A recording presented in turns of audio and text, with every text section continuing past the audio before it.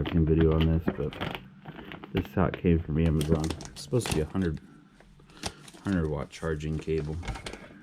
USB-C to USB-C. And we'll see how it does. It's supposed to be 6 foot. Nice ends. They all look the same. Link will be in the description below.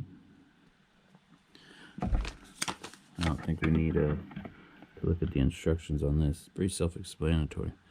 We're going to be trying it on a 75 watt charger. 65 watt.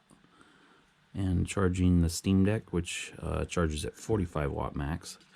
And we'll be charging a few different phones to see how quick they charge. And does it really charge them quick. Nice little cable. USB-C on both sides. You cannot do USB-A and pull the 65 watt. It's just too slow. Somehow they put the technology into this.